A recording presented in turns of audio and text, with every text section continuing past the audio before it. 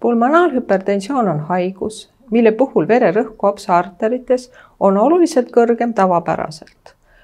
Kopsude kaudu ei pääse enam piisav hulk hapnikku vereringesse ja vere hapniku sisaldus nendel patsientidel on madal.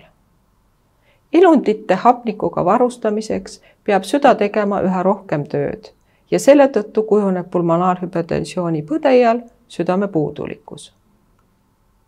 Pulmonaalhüpertensiooni põhjuseks võivad olla harvikhaigused, pulmonaalne arteriaalne hüpertensioon ja krooniline trombembooliline pulmonaalhüpertensioon, millest me täna ka oma videos rohkem räägime, kuna nende haiguste diagnoosimine on palju raskem kui tavapäraselt pulmonaalhüpertensiooni haigetel.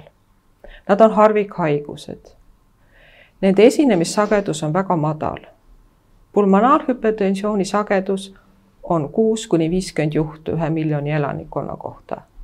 Kroonilise trombemboolilise pulmonaalhüpertensiooni sagedus on 16–37 juhtu 1 miljoni elaniku kohta. Kroonilise trombemboolise pulmonaalhüpertensiooni põhjuseks on kopsa arterisse tekkivad mittelahustuvad trombid. Pulmonaalse arteriaalse hüpertensiooni tekke põhjus on väikeste kopsuveresoonte haigus, nende ahenemine. Neid haigusi vallandavatest faktoritest võivad olla muutused geenides, sel juhul on tegemist pärilike haigustega, sidekohaigused, maksahaigused ja mõnel juhul ka teadmata põhjused on selle haiguse tekitajaks. Haigestuda võivad iga eas inimesed, ka lapsed. Pulmonaalhüpertensioon võib tekkida ka kroonilise südamehaiguse ja kopsuhaiguse hilistaadiumis. Pulmonaalhüpertensiooni erivormide ravi on väga erinev, seetõttu on oluline õigeaegselt leida haiguse täpne põhjus. Haiguse tüüpilistest tunnusteks on õhupuudus, koormustaluvuse langus, jõuetus, mis haiguse algstaadiumis võivad tunduda lihtsalt üleväsimusena. Kuna haigustunnused on kahjuks väga üldised ja patsiendid tihti ka väga noored, kulub õige diagnoosini ka arenenud Euroopa riikides kaua aega, keskmiselt esmaste sümptomite tekkest kuni diagnoosini jõudmiseks 2 aastat. Hilistaadiumis tekivad patsiendil minestushood, tursed, valus rinnus, südamerütmi häired. Õhupuudus tekib juba kergel füüsilisel koormusel. Haigus diagnoositakse südame ultraheliuuringu alusel.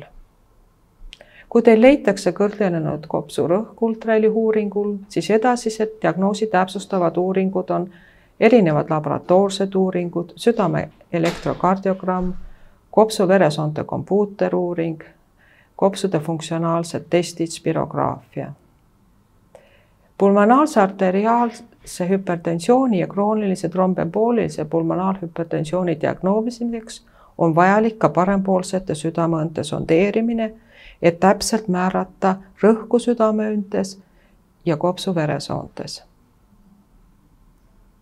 Pulmonaalse arteriaalse hüpertensiooni ja kroonilise trombemboolilise pulmonaalhüpertensiooni puhul on oluline varajane ravi alustamine, sest see võimaldab edasi lükata haigustunnuse süvenemise ja säilitada normaalset elurežiimi.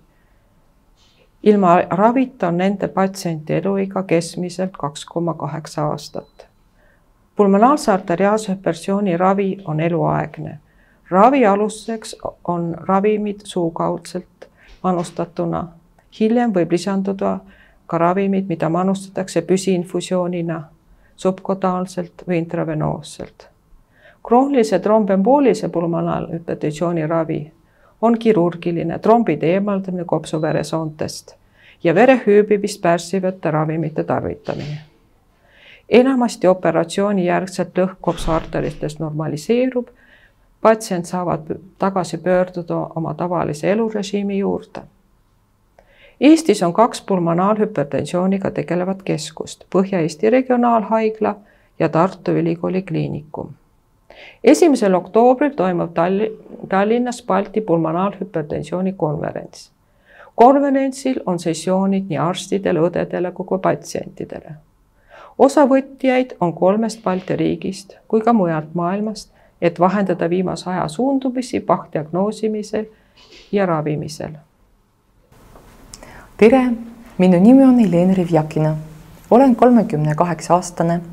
Lõpetasin Tallinna Tehnikaülikooli ärijuhtimise erialal ja töötan praegu turundusjuhina ühes Eesti ettevõttes. 2007. aastal mul sündis laps. Esimesed haiguse sümptomid esinesid aasta hiljem. Tundsin kogu aeg väsimust, vahet pole, kui palju ma magasin või puhkasin. Juba väiksel koormusel tekkis õhupuudus, süda kloppis kiiresti ja pea käis ringi. Kõige ümberringi toimuva vastu tekkis apaatia. Lisaks tekkisid ka unehäired. Eriti raske oli toime tulla igapäevaste ülesannetega, koristada, hoolitseda lapse eest ja nii edasi. Minu perearst kohe pani diagnoosiks depressioon, kuna sümptomid on ju suht sarnased. Proovisin võtta ka antidepressante. Edasi aga aasta hiljem olukord läks veel hullemaks. Ma kaotasin pidevalt teadvust, kas öösel või trepist üles minemas. Mind on viidud ka kiirabiga haiglasse. Koha peal tehti EKG-d ning saadeti koju tagasi, öeldes, et oled ju terve. Käisin ka kardioloogi juures, kes nägi küll, et parem poolt minu südant on oluliselt suurem kui vasak. Arvas aga, et see on minu süda eripära. Aastal 2012 neuroloog peale 2 nädalat uurimist arvas, et võiksin igaks juhuks võtta epilepsia vastaseid ravimeid. Perearst soovitas juua rohkem vett, toituda tervislikumalt ja jalutada värskes õhus. Mul tekkisid aga tursed ja veel suuremad unehäired. Siis ma järjekordselt läksin kiirabisse ja seekord lisaks EKG-le tehti mulle ka ehokardiogrammi. Nüüd kahtlustati, et mul on pulmonaalne arteriaalne hüpertensioon. Ehk siis esimestest sümptomitest diagnoosini läks tervenisti 4 aastat.